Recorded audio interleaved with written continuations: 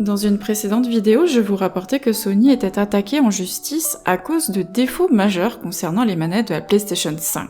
Aujourd'hui, nous avons un développement dans cette affaire puisqu'une vidéo récemment publiée montrerait que les manettes auraient une durée de vie d'à peu près 400 heures, ce qui est ridicule en termes de vie, pour une manette bien évidemment. Peu de temps après la sortie de la PlayStation 5, de nombreux utilisateurs ont commencé à rencontrer des problèmes de drift avec leurs manettes.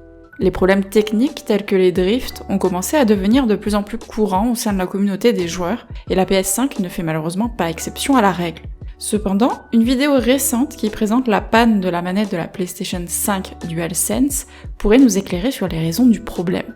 Au cours des 2 dernières années, les problèmes de drift ont tourmenté la communauté des joueurs dans son ensemble.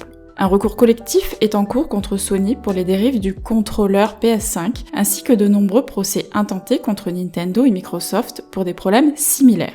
Cependant, il semble maintenant que de nombreux problèmes que les joueurs ont rencontrés avec les drifts de la manette semblent provenir d'un endroit en particulier. Une vidéo récente du youtubeur iFixit montre une manette PS5 DualSense ouverte. Selon iFixit, les composants trouvés généralement dans n'importe quelle manette de jeu sont constitués de matériaux qui ne durent pas plus de 417 heures avant que les performances de cette dernière ne commencent à se dégrader. La vidéo fait un excellent travail pour expliquer en détail les raisons pour lesquelles cela se produit régulièrement.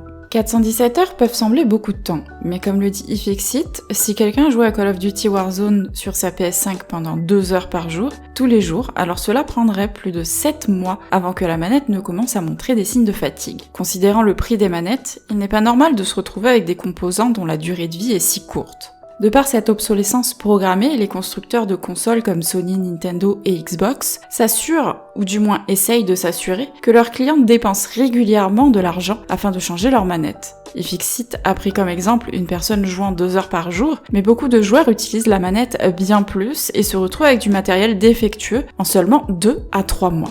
Il est intéressant de noter que le problème de drift des manettes prend de l'ampleur avec cette génération de consoles. Ces problèmes ne se sont pas produits aussi fréquemment sur des plateformes telles que la Xbox 360 ou la PS3. Et même si, personnellement, j'ai eu des problèmes de drift sur absolument toutes mes manettes depuis la Nintendo 64. Heureusement, iFixit présente un moyen efficace pour les joueurs de corriger le drift de la manette dans la vidéo.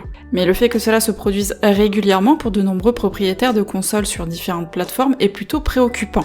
En plus de PlayStation, Microsoft et Nintendo ont également reçu des critiques concernant des problèmes de drift sur les manettes. Ainsi, il est clair que ce problème est répandu dans la communauté des joueurs, mais ce qui n'est pas clair, c'est quand exactement ce problème se résoudra. Pas seulement sur la PlayStation 5, mais également sur toutes les autres plateformes où ce problème se produit. Si vous voulez voir avec le son la vidéo d'iFixit concernant les manettes, je vous mets le lien dans la description de la vidéo. Merci infiniment d'avoir regardé cette vidéo. Si vous l'avez appréciée, mettez un pouce bleu, abonnez-vous à la chaîne, et en attendant la prochaine vidéo concernant ActuJeux, je vous souhaite une excellente journée et une bonne soirée, et je vous dis à la prochaine. Allez, ciao ciao!